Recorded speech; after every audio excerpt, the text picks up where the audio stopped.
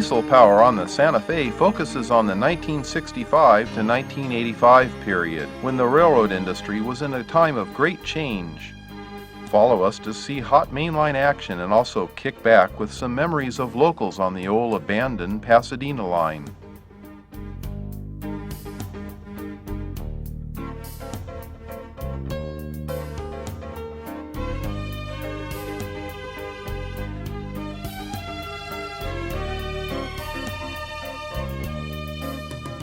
Don't miss the early ALCO'S and EMD power of yesterday out on the main line or in Barstow and other yard locations around the system.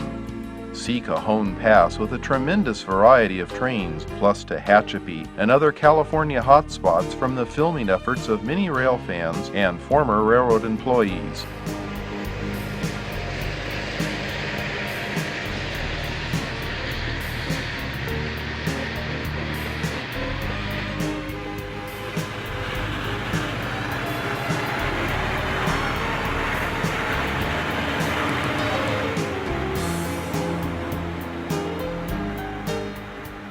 The Santa Fe passenger trains of yesterday will show a railroad committed to a high level of service to the end of operation in 1971, and we bring back those Santa Fe cabooses on a great mix of freight trains before containerization took over.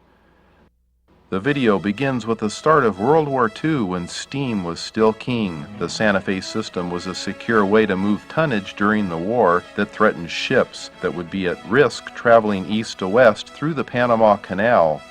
The Santa Fe system kept the country moving with troop trains and an incredible buildup of freight on the system. After the war, the Santa Fe rebuilt its passenger fleet to serve a country eager to travel in comfort and speed.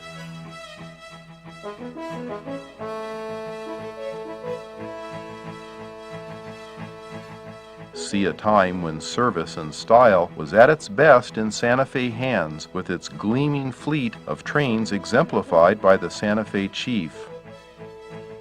The growing airline industry would steal much of this business away eventually, but the Santa Fe maintained its standards until the end, protecting its reputation for a better future as a freight-only carrier as time rolled ahead. The most recognized face in the rail industry was the red and silver war bonnets on the F-unit fleet that we bring to you in full color. The beautiful ALCO PA passenger locomotives are also in this video in their last years of operation on the Santa Fe.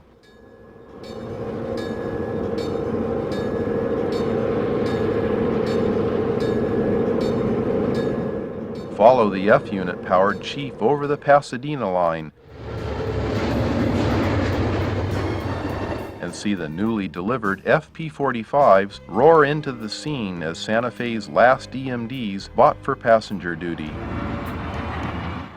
Remember the distinctive GE U-boat passenger locomotives that were demoted to freight duty. We see the phase-out of the first-generation power and the development of higher horsepower turbo and supercharged machines.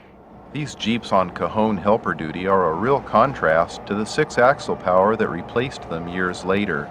This video has many specially created maps and diagrams to explain the traffic and operations on the Santa Fe system. Follow the procession of power modernization with Jeep 30s through 40s and the growth of 6-axle power, including the SD24s. Watch the emergence of the big 20-cylinder SD45s and F45s at hot spots such as Mojave, the line to Barstow, and the loop at Tehachapi.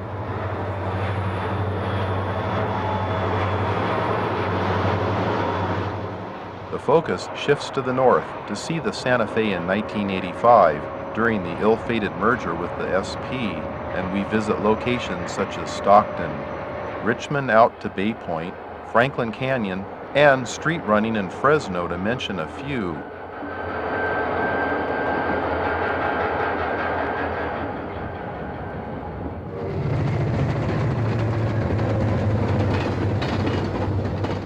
And don't miss the famous fast Super C out on the desert running 90-mile-an-hour freight service. Besides California, we highlight the eastern portions including New Mexico, Illinois, and Arizona, with some branch line running on a passenger train. This video is bristling with surprises that will rekindle the enthusiasm of any Santa Fe fan now that the end has come to a fine railroad as a separate line.